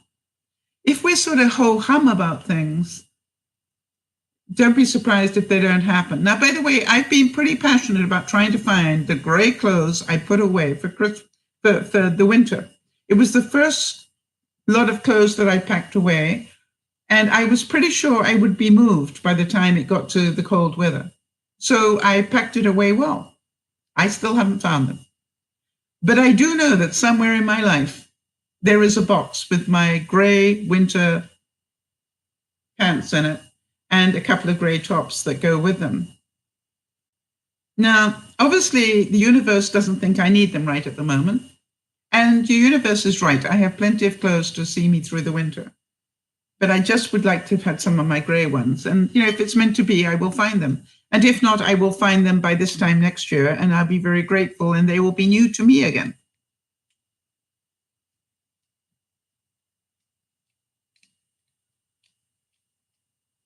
All right, so Nyasha says that she does say to herself that she's far different from others. I don't think the same way others do, but I never knew that we were meant to be who we are. This explanation is so great. I think you are special, Nyasha. You have a very interesting mentality. You have taught yourself a great deal. The sad thing is that you didn't get nurtured the way that you deserve to be.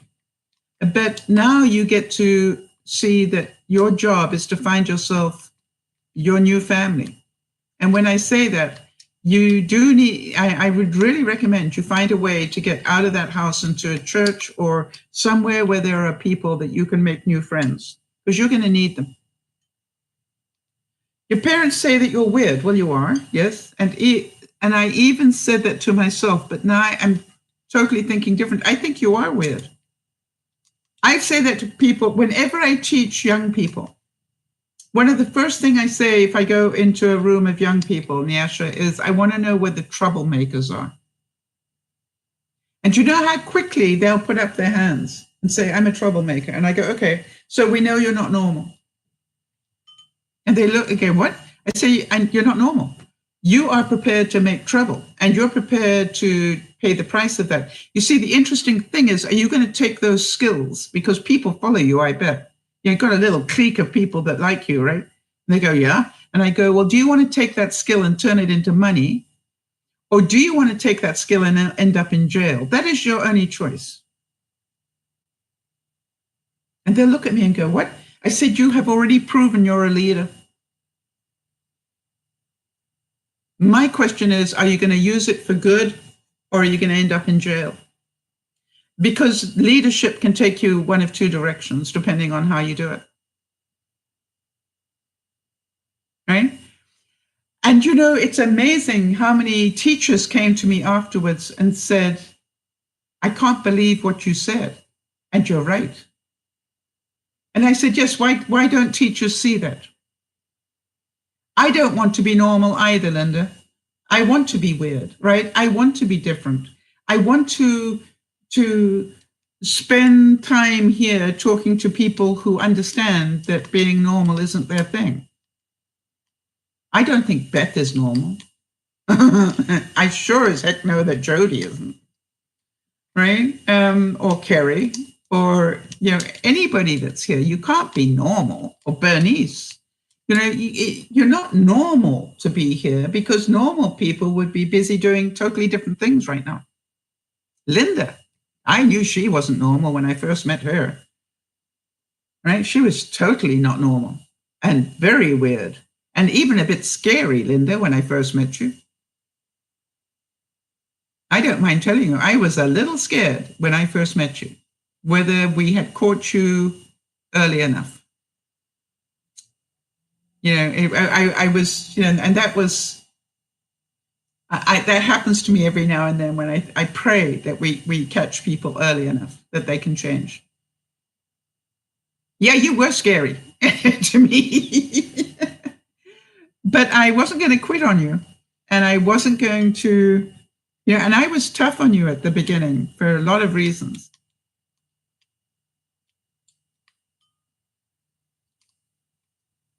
And so, but I look at it now, Linda, and I'm so glad that we met. You know what I mean? It's just like, I just know, I can feel the difference in you. The vibration is so different.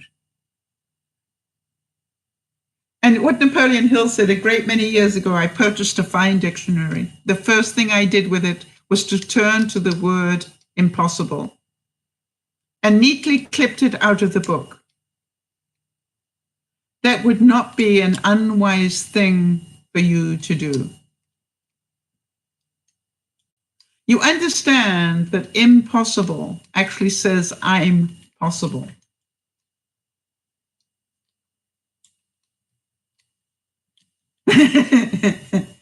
Linda's saying she just kicked out a health visitor that same day that we met. Yeah, and and you found me instead. And I'm very grateful for that. I say time and time again, Linda, that I don't go looking for viewers, right? I seriously believe that the viewers that need to find us will find us. And we will, in our own small way, be able to help them. Right? I really do. And it doesn't worry me if some people come for a while and then we don't see them again for a while, because my reality is when they need us again, they'll know where to find us. And so I don't get tied into that. Oh, why isn't that person around anymore? Well, we did our job is why. Yes, Sakura, exactly. You're thankful for Judy and Benji because it's through them that you met me. Yeah. But what happened though, Bernie, is how many people, how many millions of people have met me through Benji and Judy in their vlogs, but how few followed up, right, and came to find out who I was. But the funny thing is, I can remember, Sakura, I was down, I can't remember where it was. It was a thing like VidCon or the Vlogger Fair or something like that. And it was so funny because I was behind the screens and everything with Benji and Judy because they were about to go on stage. And I came out from behind, to the side because I wanted to get into the audience so I could support them from there. And I'm not joking, you would have laughed because I came outside through the curtains, and there was chaos. It was just so amazing. It even stunned me because somebody yelled, "It's Mama Sal!" And this whole audience just started to applaud, and people were running to give me a hug. And meanwhile, behind the curtains, Benji is going, "What's going on out there?" And then apparently Judy said, "Mama Sal just went out." And people, I can't tell you what that feels like. People were lined up to give me a hug. And, to me, it wasn't because they wanted to pick my brain. They just wanted the hug. Can you understand?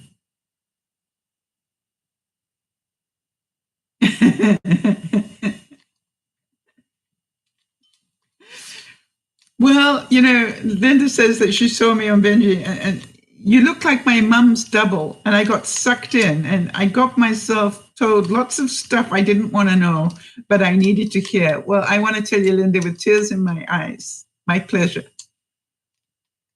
And, Sakura, it's funny though, because I will literally, I'm going to be doing something with Benji next week.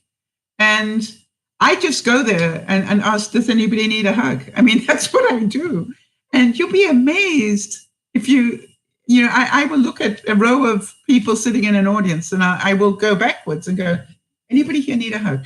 And then to me, it's amazing how many people go, I do. And, they'll be incredibly well dressed, or they'll be highly, it's just, it'll be children, it'll be all shapes and sizes.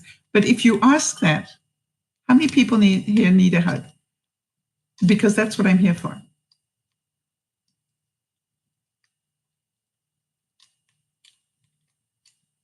I would agree with you, Nyasha. They are very genuine, caring people. All right. And more so than you probably think. Yeah. Linda's saying, I've been waiting for a Sal hug. I've been waiting a long time. Absolutely.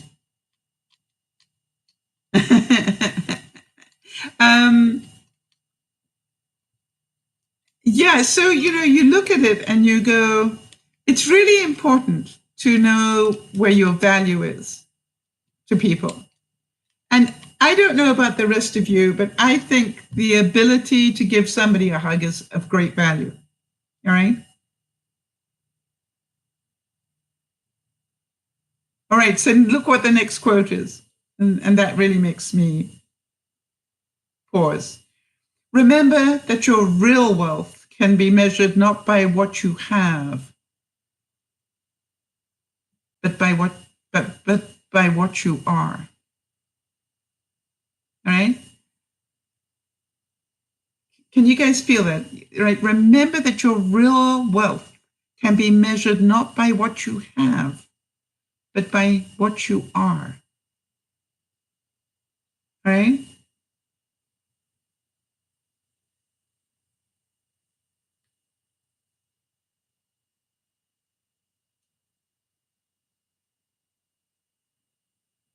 Wow, Linda's saying Friday night is my night, my Sal night, a chance to check in with myself. And you know something? And for those of you who are going, but it's not night, it's daytime, remember that Linda's in England. You know something? That's why I take it so seriously, Linda, that I feel that. Do they watch the broadcast? Quite honestly, they used to early on.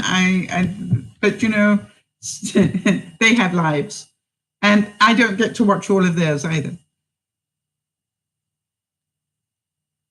All right, so Sakura, otherwise known as Bernice, says, I realize here that I am more than what I knew growing up.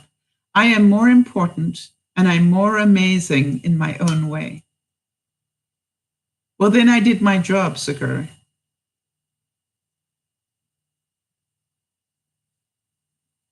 All right? If you can honestly feel that now, then you know we've done the job.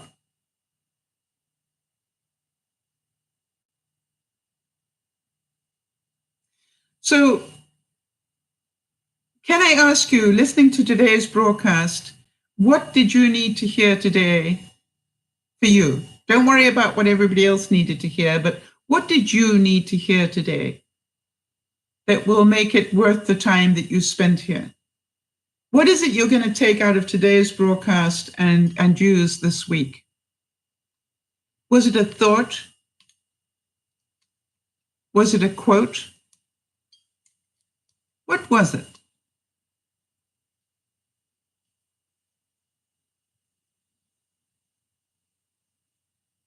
And if you can, think about what is it you're going to achieve because of that. You see, achievement is about taking your dreams and acting upon them. You cannot do it without some action. Well, that's beautiful, Linda. Linda's saying, Sakura, I get you. Sal means I get up and I take the day on instead of just reacting to the day. And, you know, I can assure you that this has been a most incredibly weird start to 2019 for me. I've got more things coming at me at different directions than I can believe. And yet at some level, I am more at peace than I have been. I cannot thank you enough for those of you who have been supporting me with my diabetes journey. Because I realize that I'm way ahead of the game, probably, and I have the right mentality and it's working for me. All right, let's see what the feedback is. Sakura is saying all of it. That being weird is great. And giving hugs is really good. I will give more love and let others feel that love, the love that I can give, and help others the best I can and just do what I do. You see, that's all I do, Sakura. I don't try to be somebody else. I just make sure I give you the best me I can give you. All right. And some days it's easier than others. I assure you, some days I'm really challenged. And Nyasha said, I'm still working on myself. So basically everything. We're all working on ourselves, Nyasha. You seem to think you're the only one that's working on yourself. Hello, meet a room full of people that are working on themselves. And that includes me. All right. I believe the day that I stop working on myself will be the day I stop breathing. Because it has been my experience that every day brings me another lesson if I care to see it. I say quite often to Yvonne, something really weird happened to me today, and I'm still trying to work out why that happened to me. And then, within 24 hours, something will happen, and I go, oh, that's why. You see, I don't believe in coincidences. I think everything happens. Everything happens for a reason. The reason you all met me is because I was meant to meet you. And some of you think that it's because I gave you something. You see, it's a two-way trade. You all give me the most incredible love and the most incredible honesty and reality.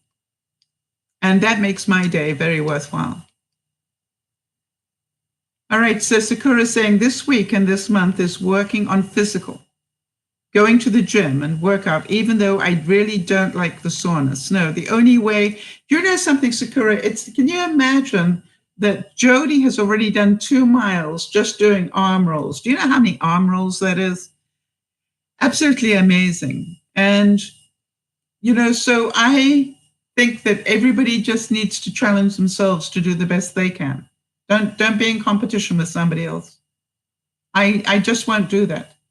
I don't care if people want to judge me how long it's taken me to downsize. You see, it took me as long as it took me. Yes, and Yesh is saying,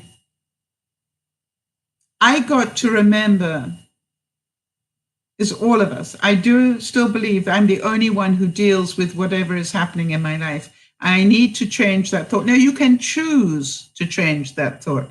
You can choose to see that Linda is still struggling with stuff. Or you can choose to see that Jody is bedridden and still manages to be an incredible contribution to my life and to all of yours because she keeps me on track. You can choose to see that everybody has their own cross to bear. And our job is not to be in competition with somebody else. Right? Our job is to be in competition with ourselves. Just do what you need to do to just take one more step this week. No coincidences. My oldest son, Nicholas, said, leave mommy alone. It's her Sal night. Mommy feels better after a Sal. My mantra is, I choose.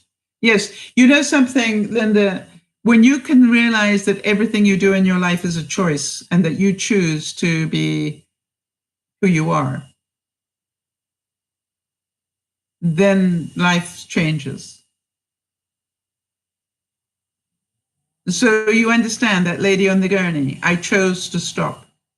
It would have been much easier for me to keep on walking and get on with my day, but I chose to stop for 1 second to make a difference in somebody's life. And that is what I want you to really be aware of.